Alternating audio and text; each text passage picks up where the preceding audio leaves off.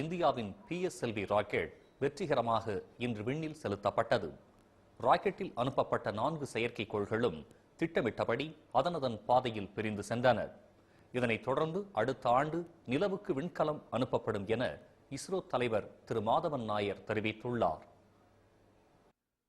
45 metre உயரம், 295 ton எடை என கம்பீரத்துடன் தயார் நிலையில் வைக்கப்பட்ட PSLV C7 ராக்கெட் இந்தியாவின் கார்டோசாட் 2, SRE 1, இந்தோனேஷியாவின் லபான்டப் சாட், அர்ஜென்டினாவின் பியூன்சாட் என இந்திய வரலாற்றிலேயே முதன்முறையாக 4 செயற்கைக்கோள்களை சுமந்து சென்ற இந்த ராக்கெட் திட்டமிட்டபடி 9:23 மணிக்கு வெற்றிகரமாக விண்ணில் சீறி பாய்ந்தது.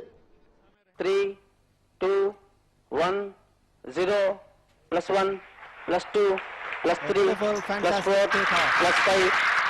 PS1 ignition normal. Ground step on. Ignition normal. P1 tracking. Rocket அனைத்து நிலைகளிலும் சரியாக பறந்து சென்றதுடன் அதிலிருந்த 4 செயற்கைக்கோள்களையும் ஒன்றன் பின் ஒன்றாக அதனதன் பாதையில் செலுத்தியது.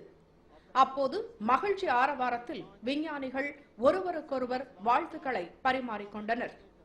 பின்னர் பேட்டியளித்த இஸ்ரோ தலைவர் திரு Madhavan Nair, PSLV C7 rocket வெற்றிகரமாக பறந்தது நாட்டிற்கு மீண்டும் நம்பிக்கையை ஏற்படுத்தியுள்ளது என்றார். It's a great day for the country. We have done it. We have done it precisely. The entire team has really captured back the confidence of the country in space launches. சுமார் 300 கோடி ரூபாய் செலவிலான PSLV வெற்றியை தொடர்ந்து அடுத்த ஆண்டு நிலவுக்கு விண்கலம் அனுப்பப்படும் என்றும் மாதவன் நாயர் தெரிவித்தார். I think next year we will be having the moon launch. The Chandrayaan-1 will be taking off. It is an instrumented payload which will go around the moon and map the moon.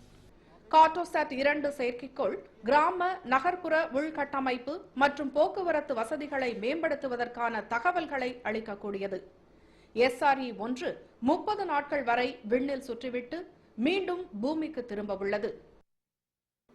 இந்திய விண்வெளி ஆய்வு நிறுவனம் இஸ்ரோ இந்த ஆண்டே மேலும் பல புதிய செயற்கைக்கோள்களை விண்ணில் செலுத்த இருப்பதாக அதன் தலைவர் திரு மாதவன் நாயர் தெரிவித்துள்ளார். PSLV ராக்கெட் விண்ணில் செலுத்தப்பட்ட பின்னர் ஸ்ரீஹரிகோட்டாவில் இன்று செய்தியாளர்களிடம் பேசிய திரு மாதவன் நாயர், தகவல் தொடர்புக்கான இன்சாட் 4B செயற்கைக்கோள் வருகிற மார்ச் மாதத்தில் அமெரிக்காவின் கொரு ஏவுதளத்திலிருந்து விண்ணில் செலுத்தப்படும் என்றார்.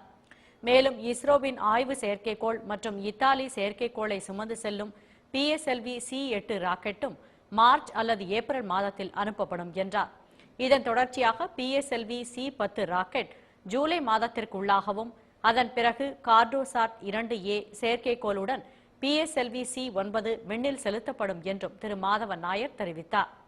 இன்றைய PSLV C7 ராக்கெட் 4 செயற்கைக்கோள்களுடன் வெற்றிகரமாக விண்ணில் பறந்தது குறித்து குடியரசுத் தலைவர் திரு அப்துல் கலாம், பிரதமர் திரு மன்மோகன் சிங் ஆகியோர் மகிழ்ச்சியும் பாராட்டும் தெரிவித்துள்ளனர். தமிழக முதலமைச்சர் திரு மு கருணாநிதியும் PSLV வெற்றி குறித்து விஞ்ஞானிகளுக்கு வாழ்த்து தெரிவித்துள்ளார்.